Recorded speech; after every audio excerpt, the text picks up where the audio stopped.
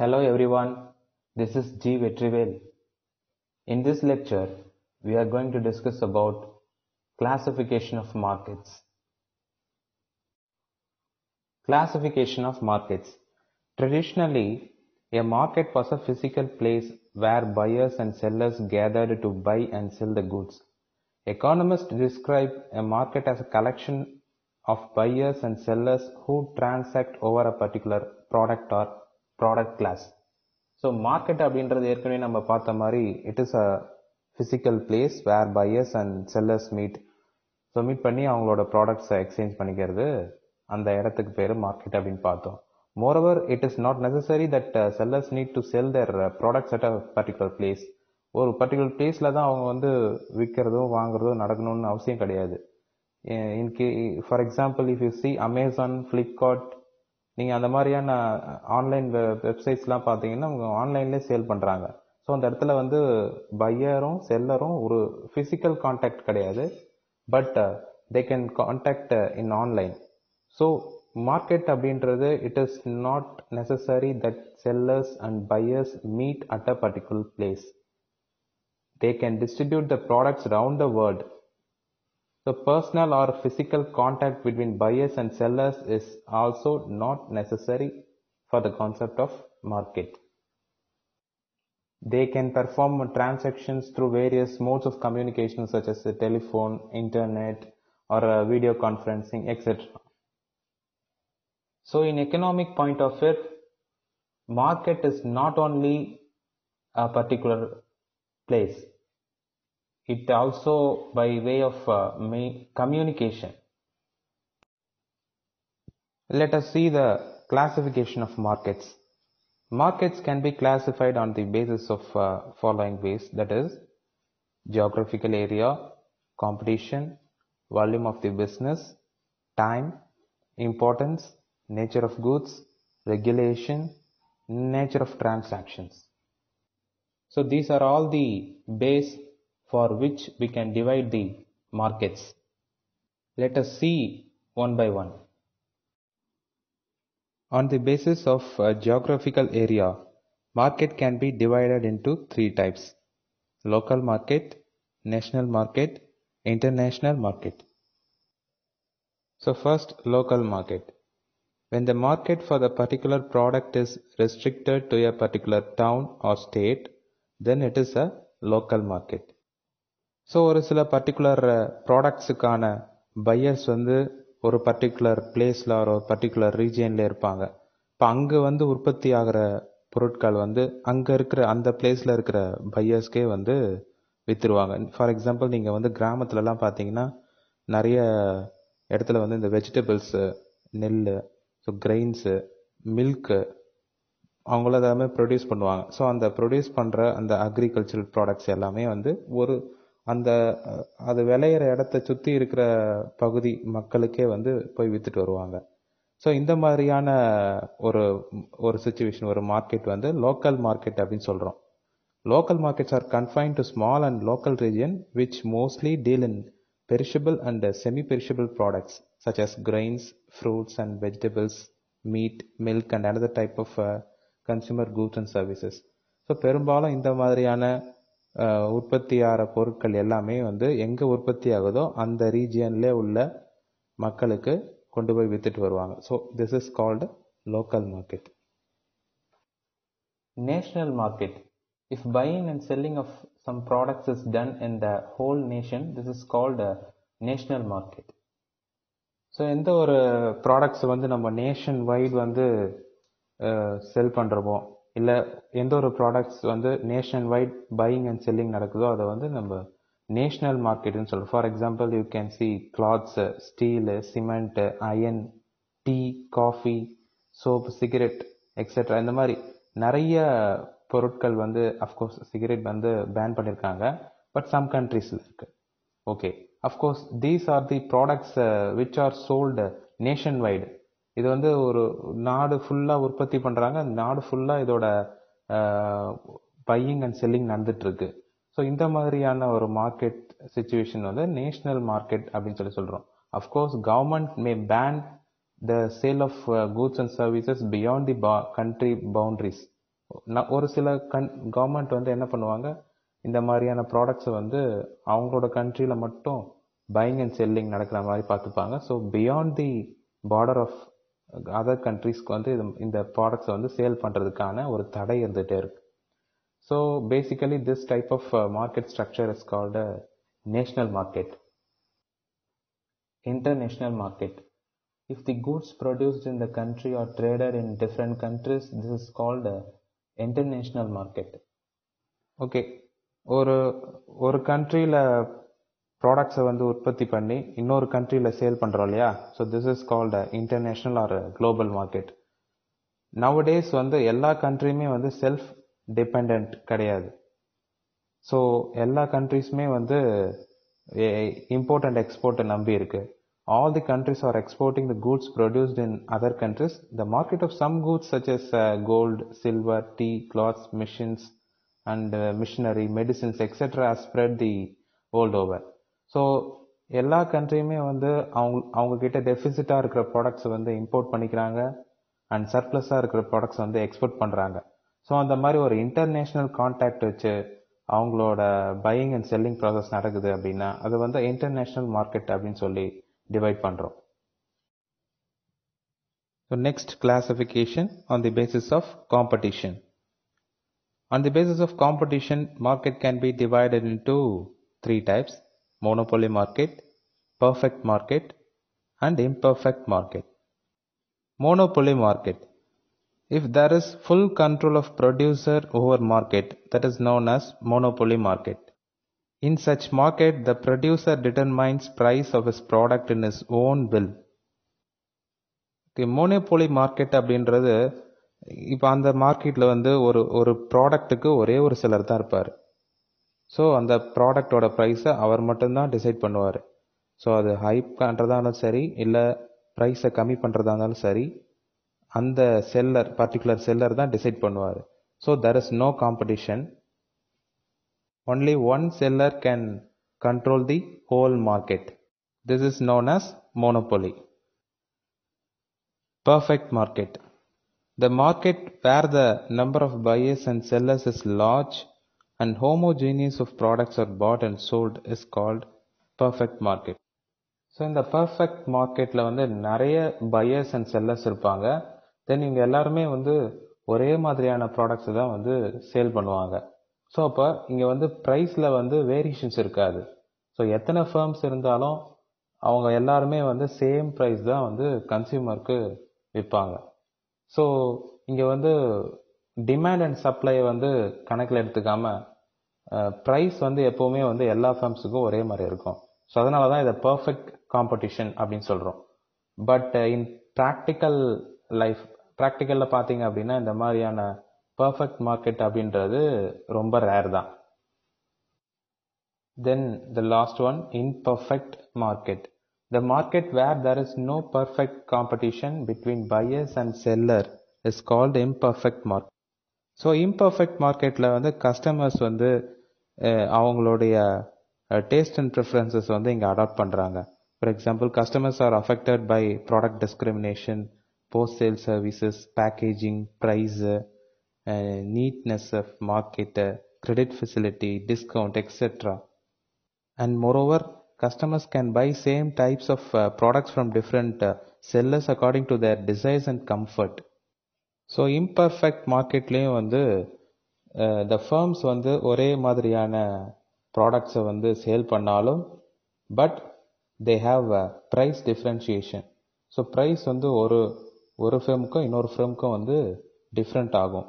Similar ப்ராடக்டாக இருந்தால் கூட அவங்க எப்படி இதை வந்து ப்ரைஸ் டிஃப்ரென்ஷியேட் பண்ணி காமிக்கிறாங்கன்னா, because of these services, that is இப்போ சொன்னோம் இல்லையா, போஸ்ட் சேல் சர்வீசஸ், அந்த பேக்கேஜிங்கு, ஸோ அந்த கிரெடிட் ஃபெசிலிட்டி, நம்ம டிஸ்கவுண்ட் கொடுக்கறது, இல்லை ப்ராடக்டை வந்து சிமிலர் ப்ராடக்டாக இருந்தால் அதை வந்து காம்படிட்டரோட ப்ராடக்ட்லேருந்து டிஃப்ரென்ஷியேட் பண்ணி எப்படி நீங்கள் டிஃப்ரென்ஷியேட் பண்ணி காமிப்பீங்க, அதை பொறுத்து வந்து ப்ரைஸை வந்து இவங்க டிஃப்ரெண்ட்டாக சார்ஜ் பண்ணுறாங்க. So basically most of the markets இப்போ நம்ம வாங்கிட்டு இருக்கோம் இல்லையா, இது எல்லாமே வந்து இம்பர்ஃபெக்ட் மார்க்கெட் தான். ஸோ நம்ம தெரிஞ்சிக்க வேண்டிய முக்கியமான டிஃப்ரென்ஸ் என்ன அப்படின்னா, பர்ஃபெக்ட் மார்க்கெட்டில் ப்ரைஸில் வந்து வேரியேஷன்ஸ் இருக்காது. பட் ஹோமோஜீனியஸ் ப்ராடக்ட்ஸை வந்து சேல் பண்ணுறாங்க. இம்பர்ஃபெக்ட் மார்க்கெட்லேயும் அதே தான், ஹோமோஜீனியஸ் ப்ராடக்ட் தான் சேல் பண்ணுறாங்க. பட் ப்ரைஸில் வந்து டிஃப்ரென்ஷியேஷன்ஸ் வந்து இருக்குது. On the basis of volume of the business, the market can be divided into wholesale market and retail market. Wholesale market. If a large quantity of products are purchased from producers and sold to different retailers, then it is called wholesale market. இப்போ நீங்கள் இந்த ப்ராடக்டோட supply chain பார்த்தீங்கன்னா first வந்து இது எங்கே ஆரம்பிக்குதுன்னா இண்டஸ்ட்ரியில் வந்து ப்ரொடக்ஷன் நடக்குது. ஸோ அங்கேருந்து வந்து ஹோல்சேலர் வந்து மொத்தமாக பல்காக வாங்கிட்டு போகிறாங்க. ஹோல்சேலர்கிட்டேருந்து எங்கே போகுது ப்ராடக்ட்ஸ் வந்து ரீட்டைலர்கிட்ட போகுது.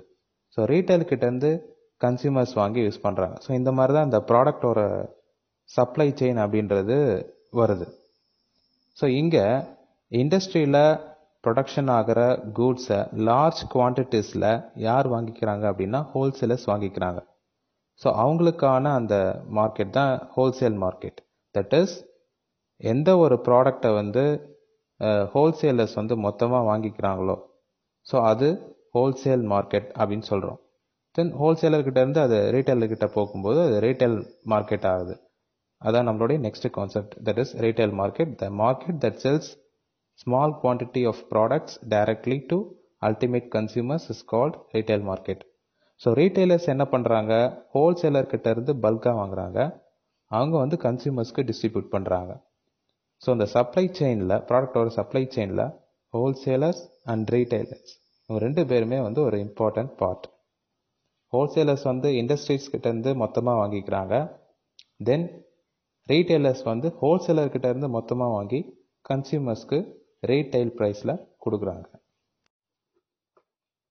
On the basis of time, the markets can be divided into very short-term market, short-term market, long-term market, and very long-term market. So first, we have to see very short-term market. The market where shortly perishable goods are sold is called very short-term market. For example, milk, fish, meat, fruits, etc. இந்த டைமை வச்சு மார்க்கெட்டை வந்து 4 டைப்பாக divide பண்ணுறாங்க. அதில் first தான் very short term market. இந்த வெரி ஷார்ட் டேர்ம் மார்க்கெட்டில் வந்து பேசிக்கலாக இந்த பெரிஷபிள் கூட்ஸை தான் வந்து சேல் பண்ணுறாங்க. அது என்ன பெரிஷபிள் கூட்ஸ் அப்படின்னு கேட்கலாம். பெரிஷபிள் கூட்ஸ் அப்படின்றது சீக்கிரமாகவே வந்து கெட்டு போகக்கூடிய பொருட்கள். ஃபார் எக்ஸாம்பிள் பால், ஃபிஷ்ஷு, மீட்டு, ஃப்ரூட்டு, ஃப்ளவர்ஸு, இது எல்லாமே வந்து உற்பத்தி பண்ணி கொஞ்ச நாள் வரைக்கும் தான் நம்ம வந்து அதை வச்சிருக்க முடியும். அதுக்கப்புறம் அது அழுகி போயிடும், கெட்டு போயிடும். ஸோ அதுக்குள்ளே நம்ம அதை சேல் பண்ணி ஆகணும் இல்லையா. ஸோ அதனால தான் இதை வெரி ஷார்ட் டேர்ம் மார்க்கெட் அப்படின்னு சொல்கிறோம். இப்போ இந்த வெரி ஷார்ட் டேர்ம் மார்க்கெட்டில் இப்போ இந்த மாதிரியான ப்ராடக்ட்ஸோட ப்ரைஸஸ்லாம் வந்து எது தீர்மானிக்குதுன்னா அந்த டிமாண்ட் தான். ஸோ டிமாண்ட் வந்து மார்க்கெட்டில் ஹையாக இருக்கும்போது ப்ரைஸும் ஹை ஆகுது, டிமாண்ட் வந்து கம்மியாக இருக்கும்போது ப்ரைஸும் கம்மியாகுது. So next, short-term market. Supply of products can be increased using the maximum capacity of installed machines of the firm. So இந்த short-term marketல பார்த்தீங்கன்னாலும் இங்கேயும் வந்து பெரிஷபிள் செமி பெரிஷபிள் கூட்ஸ் வந்து சேல் பண்ணுறாங்க. பட் இங்கே வந்து என்னென்னா சப்ளை வந்து நம்ம கொஞ்சம் அட்ஜஸ்ட் பண்ண முடியும். வேறஸ் வெரி ஷார்ட் டேர்ம் மார்க்கெட்டில் வந்து யூ கேனாட் அட்ஜஸ்ட் சப்ளை வந்து நீங்கள் இன்க்ரீஸ் பண்ணவே முடியாது. பட் இங்கே என்ன அப்படின்னா சம் டெக்னாலஜிஸ் யூஸ் பண்ணி வி கேன் ஸ்டோரேஜ் ஃபெசிலிட்டியெல்லாம் யூஸ் பண்ணி கொஞ்சம் நம்ம சப்ளையை வந்து ஆல்டர் பண்ண முடியும். Moreover, the goods cannot be produced according to the demand for adjustment of supply by expanding or changing the existing machines and equipment. In short-term market, price of the goods is determined on the basis of interaction between demand and supply. Long-term market. Adequate time can be found for supply of product according to demand. Market for a durable product is long-term market. So long term market அப்படின்றது யூஸ்வலாக வந்து durable ப்ராடக்ட்ஸுக்கான ஒரு market. Durables அப்படின்னா ரொம்ப காலத்துக்கு நம்ம வச்சு use பண்ணுற மாதிரி ஆன products such as we can say electrical items, இப்போ இந்த tube lights, fan, fridge, AC இதெல்லாம் இருக்கு இல்லையா? ஸோ இந்த மாதிரியான ப்ராடக்ட்ஸை வந்து நம்ம ரொம்ப வருஷத்துக்கு வச்சு யூஸ் பண்ண முடியும். ஸோ இதெல்லாம் வந்து டியூரபிள்ஸ் அப்படின்னு சொல்கிறோம். இந்த டியூரபிள்ஸ்க்கான மார்க்கெட் தான் வந்து லாங் டேர்ம் மார்க்கெட். ஸோ இங்கே வந்து என்ன அப்படின்னா, நம்மளால் வந்து சப்ளை வந்து அட்ஜஸ்ட் பண்ண முடியும். எப்படி அப்படின்னா, பிகாஸ் ஆஃப் மார்க்கெட் டிமாண்ட். மார்க்கெட்டில் டிமாண்ட் எப்படி இருக்குன்றதை பொறுத்து நம்ம வந்து ப்ரொடக்ஷனை அட்ஜஸ்ட் பண்ணிக்கலாம், சப்ளையை அட்ஜஸ்ட் பண்ணிக்க முடியும். As supply can be decreased or increased according to demand situation, price is determined by interaction between demand and supply in long-term market. Market of durables products is long-term market. So that என்ன சொல்ல வராங்க அப்படின்னா, prices வந்து யூஸ்வலாக demand and சப்ளையை பொறுத்து தான் இங்கேயும் வந்து ப்ரைஸ் வந்து டிட்டர்மைன் பண்ணுறாங்க. யூஸ்வலாக வந்து லாங் டேர்ம் மார்க்கெட்டில் வந்து நிறைய டைம் கிடைக்குது. So that we can able to change supply according to the demand. Very long-term market. Producers can get adequate time to use new technology in production process and bring new changes in products. Market research becomes helpful in doing so. So இந்த very long term market அப்படின்றது இன்னொரு பேர்லேயும் சொல்கிறாங்க, that is secular market அப்படின்றாங்க. So இங்கே secular மார்க்கெட்டில் என்ன பண்ணுவாங்க அப்படின்னா, இப்போது சேஞ்சிங் டெக்னாலஜிக்கு ஏற்ற மாதிரி ப்ராடக்ட்ஸும் வந்து மற்ற எல்லாமே வந்து சேஞ்ச் ஆகிட்டே வருது. They became able to produce and supply goods according to changed needs, interest, fashion, etc. So வந்து அது ப்ரொடியூசர்ஸ்க்கு அதுக்கான டைம் வேணும் இல்லையா? The producers can get adequate time to use new technology in production, in process and bring new changes in products. So அதுக்காக வந்து marketing ரிசர்ச்லாம் வந்து இவங்களுக்கு ஹெல்ப்ஃபுல்லாக இருக்குது. ஸோ சேஞ்சிங் நீட்ஸுக்கு ஏற்ற மாதிரி இவங்களும் வந்து ப்ராடக்டில் சேஞ்ச் பண்ண வேண்டியது அவசியமாக இருக்குது. ஸோ அந்த சேஞ்சஸ் பண்ணி நம்ம புதுசாக ஒரு நியூவாக ஒரு ப்ராடக்டை வந்து உள்ளே கொண்டு வரோம் இல்லையா? ஸோ இதுக்கான மார்க்கெட் தான் வந்து very long term market, or we can say it is a secular market. So இது வந்து ரொம்ப டைம் எடுத்திருக்கும். It takes beyond 1 year, that is it may takes 4 or 5 years too. So market research வந்து இதுக்கு ஹெல்ப்ஃபுல்லாக இருக்குது. So we move on to next classification on the basis of nature of the product. Nature of the product, we can divide the market into commodity market and financial market. So first we shall see commodity market. The market where consumer and industrial commodities like cloths, rice, machines, equipment, fruits, vegetables, etc. are bought and sold is called commodity market. So on the basis of nature of ப்ராடக்டில் வந்து first classification commodity market. So commodity அப்படின்னா யூஸ்வலாக நம்ம எப்படி இதை சொல்லலாம்னா consumables. So எதெல்லாம் நம்ம கன்சியூம் பண்ணுறோமோ அது எல்லாமே வந்து கமாடிட்டின்ற கிளாசிஃபிகேஷனில் கொண்டு வரலாம். So we can say clothes, rice, machines, equipments, tea, soap, fruits, vegetables. So இது எல்லாமே வந்து என்ன அப்படின்னா நம்ம கன்சியூம் பண்ணுறோம். ஸோ இதெல்லாம் கமாடிட்டி மார்க்கெட் அப்படின்னு சொல்லி சொல்கிறோம். What about the another classification, that is financial market. The market and financial instrument is called financial market. In such market money, shares, debentures, treasury bills, commercial papers, security exchanges, loan or dealt.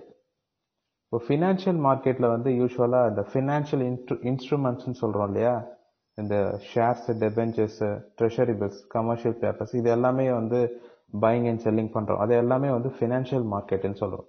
So commodity market அப்படின்னா யூஸ்வலாக consumables அது வந்து trading பண்ணுற market commodity market. And then money market instruments, இப்போ சொல்கிறோம் மணி, shares, டெபென்ச்சர்ஸு, so அதெல்லாம் வந்து buying and selling நடக்கிற இடம் வந்து ஃபினான்ஷியல் மார்க்கெட் அப்படின்னு சொல்லி சொல்கிறோம். ஸோ நேச்சர் ஆஃப் தி ப்ராடக்டை பொறுத்த வரைக்கும் இந்த 2 கிளாசிஃபிகேஷன்ஸ் இருக்குது. So next classification on the basis of regulation.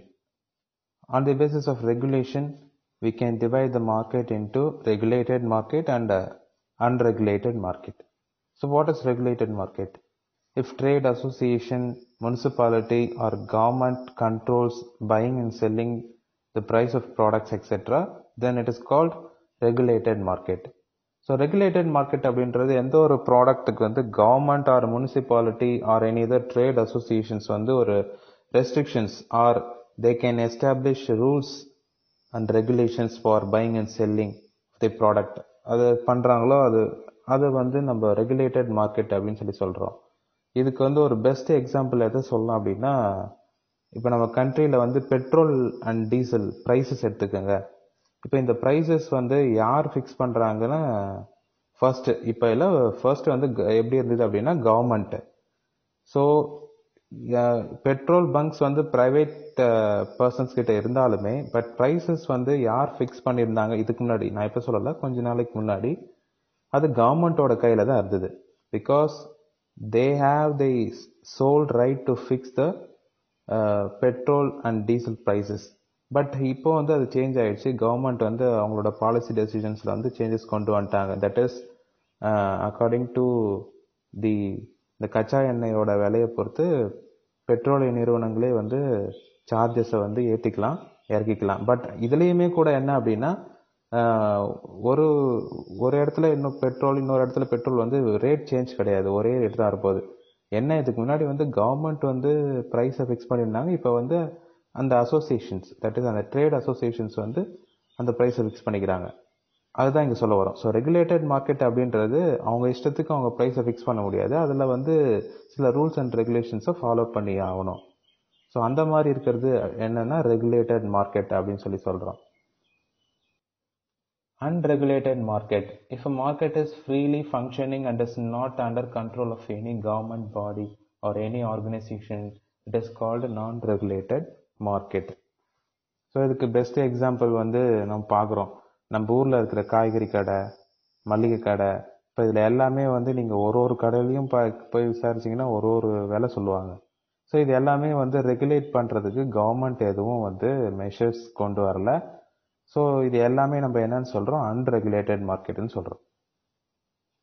So unregulated market அப்படின்றது ஜஸ்ட் இப்போ நீங்கள் இப்போ கடை வைக்கிறீங்கன்னா கவர்மெண்ட் கிட்ட இருந்து லைசன்ஸ் வாங்கி தான் வைக்கணும் அப்படின்னு இல்லாமல் நீங்களே உங்களோட ஓனை வச்சு ப்ரைஸ் வந்து நீங்களே ஃபிக்ஸ் பண்ணிக்கிறீங்க அப்படின்னா that is also comes under unregulated market. That's it. Nature of transaction. So on the basis of nature of transaction, market can be divided into spot market and future market. So what does mean by spot market? The market where delivery or handling over of the good is made immediately after sales is called spot market. So spot market அப்படின்றது எப்போ வந்து இங்கே buying and selling தான் நடக்கும் போது, so buyer வந்து இமீடியட்டாக cash pay பண்ணிவிடுவார், செல்லர் கூட்ஸை டெலிவரி பண்ணிவிடுவார். ஸோ இங்கே வந்து பேமெண்ட் பண்ணுறதுக்கும் கூட்ஸை டெலிவரி பண்ணுறதுக்கும் வந்து டைம் கிடையாது, அப்போவே எல்லாமே நடந்துடுது. ஸோ அதுதான் ஸ்பாட் மார்க்கெட் அப்படின்னு சொல்லி சொல்கிறோம். So what is future market? In this type of market, contract is signed for sale of products in future, but no delivery of product is made. So future market அப்படின்றது just வந்து பையரும் செல்லரும் ஒரு கான்ட்ராக்டில் enter ஆகிறது, agreement போட்டுக்கிறாங்க, future டேட்டில் sale பண்ணுறதுக்கான ஒரு அக்ரிமெண்ட். ஸோ இங்கே ஜஸ்ட்டு வந்து பேமெண்ட் தான் நடக்கும், பட் டெலிவரி ஆஃப் கூட்ஸ் வந்து இருக்காது. ஸோ டெலிவரி ஆஃப் கூட்ஸ் வந்து எப்போ அப்படின்னா அந்த ஃபியூச்சர் டேட்டில், ஸோ அந்த அக்ரிமெண்ட்டில் என்ன டேட் சொல்லியிருக்காங்களோ அந்த டேட்டில். ஸோ இங்கே டிரான்சாக்ஷனை பேஸ் பண்ணி தான் இந்த ஸ்பாட் மார்க்கெட் ஃபியூச்சர் மார்க்கெட்டை டிவைட் பண்ணுறாங்க. ஸ்பாட் மார்க்கெட்டில் பேமெண்ட்டும் அப்போவே நடக்குது, டெலிவரியும் அப்போவே நடக்குது. So there is no contract between buyers and sellers. Buyer can pay and seller can immediately transfer the goods to the buyers. But future மார்க்கெட்டில் அந்த மாதிரி இல்லை. ஃபியூச்சரில் நடக்க போகிற டிரான்சாக்ஷனுக்கு ஒரு அக்ரிமெண்ட்டில் பையரும் செல்லரும் என்டர் ஆகுறாங்க. ஸோ அதுதான் ஃபியூச்சர் மார்க்கெட் அப்படின்னு சொல்லி சொல்கிறோம். So these are all the various classifications of market based upon the various factors